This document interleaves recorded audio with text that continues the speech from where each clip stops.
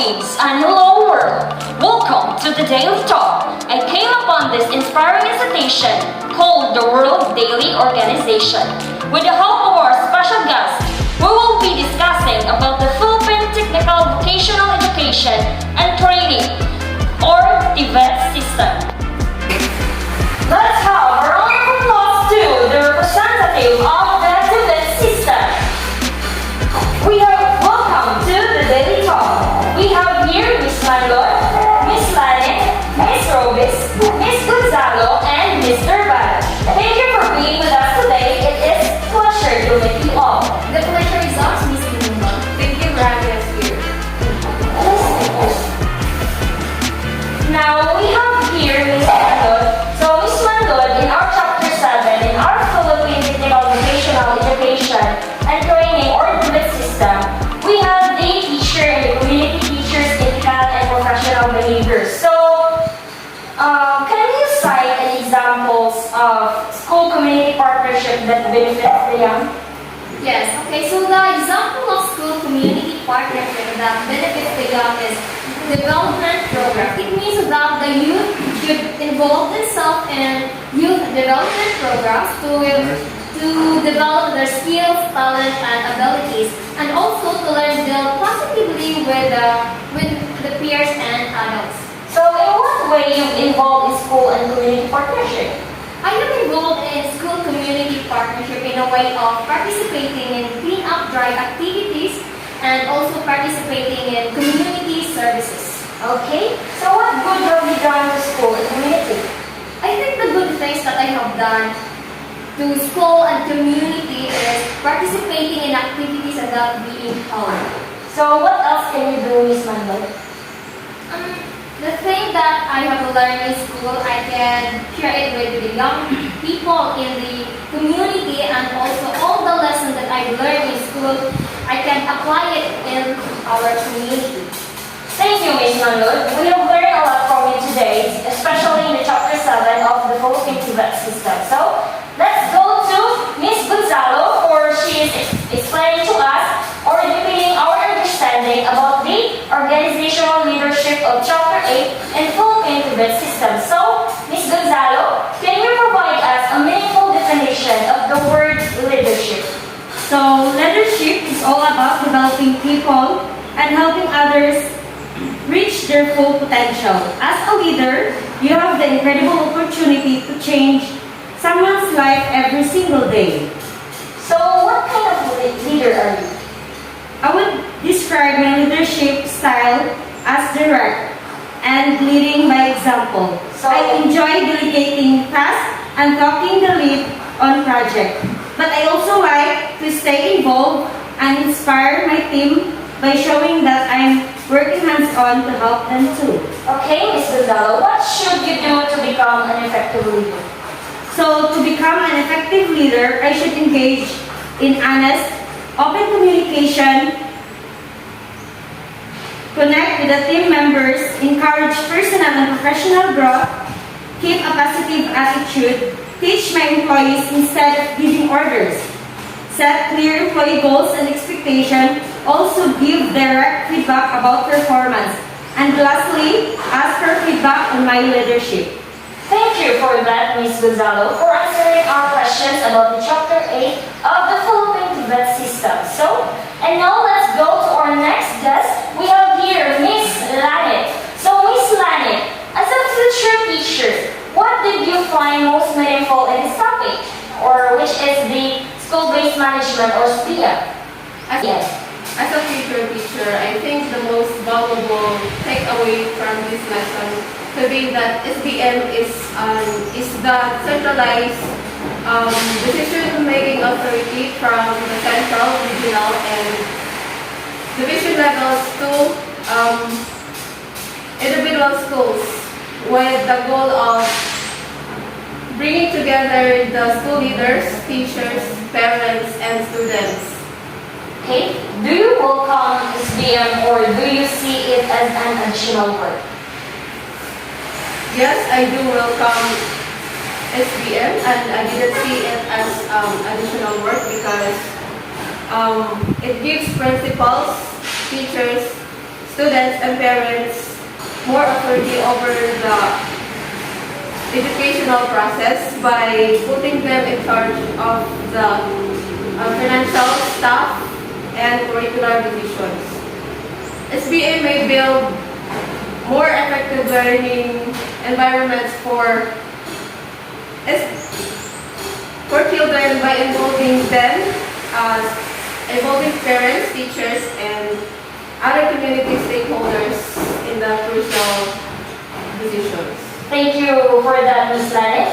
Now let's move on to Ms. Mandot. So in this topic, creating a positive school culture.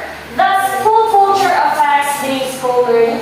Yes, having a positive school culture helps students to do better by doing their school activities, participating in class, eagerly to learn, and love to go to school. Because when students know that school is a safe place and supportive, they can build a strong relationship with others. So as a student, how can you contribute positive culture? So as a student, I can contribute a positive culture. I invest people as relationship and interactions by trusting, respecting, and appreciating things to others, and by having consistent shared vision, and also by being a role model. Thank you, Ms. Mandot, for that wonderful answer. So, to our next guest, we have here Ms. Lanet again. So, in terms of school policies under fashion, can you state at least 2 school policies in USKP or Canada campus? Academic freedom and school policy. Yes, thank you very much. So, how can you respond to these policies? What attitude should you show? I support these policies because they help our school or institution to provide students quality learning and education and safety standards as well as expectations and accountability. Second, with these policies, our institution does not lack structure and functions well to meet the demands of educational needs. And another reason why I have a positive attitude towards policies is that because it is necessary for an institution to have policies that can be implemented, because this will serve as a link between school administration, teachers, parents, and students. And lastly, I believe that these policies could help us to learn, and I believe that an institution that does not have policy is an institution that lacks control. Thank you for that, Ms. Lanet. So let's go to our next guest. We have here Ms. Rubis. So we're going to ask Ms. Rubis about the roles and competencies of school head. So, okay, Ms. Rubis, what school head does as an instructional leader and as an administrative leader? Okay, first, the instructional leader is communicating a clear vision and mission to stakeholders. Vision and mission guide the daily activities of the school should therefore be formulated with the participation of the concerned bodies every year with the changing needs of the customers, with to be communicated effectively until all internalize it through, so that everyone understands and we commitment for its implementation. And also, managing curriculum instruction. It is the findings of the study revealed that the management of curriculum is instructional programs in the school is a shared leadership and responsibility of principal, deputy principals, and head of departments. And the administrative leadership is operational leadership is accomplished through the activities like hiring and supporting staff, overseeing budgets, and maintaining a positive workplace climate. And the last is strategic leaders. The strategic leaders is clarify purpose, inspire individuals to pursue a shared vision and mission to ensure that goals and outcomes are attained. Okay? As a future teacher or future school head, does administrative functions of school head affect or does not affect your teaching? As a future teacher, good leadership is about cultivating a shared vision and building a strong relationship. Okay, as a future teacher or future school head, does administrative functions of school head affect or does it affect your teaching? As a future teacher, good leadership is about cultivating a shared vision and building a strong leadership team. Effective principals are dedicated, well-prepared individuals who know how to create vision, share authority, and are ultimately held accountable for their school success. Thank you for that, Ms. Rubis. Now let's go to our last guest. We have here Mr. Balan in Philippine Tibet system. So, what is your definition in Tibet and how important is this in the Philippine educational system, Mr. Balan? TVET provides educational training to prepare students and other clients for employment. It is also provide specific skills training for those who are already in the labor market and need to upgrade or develop new competencies to enhance chances for employment and or improve productivity.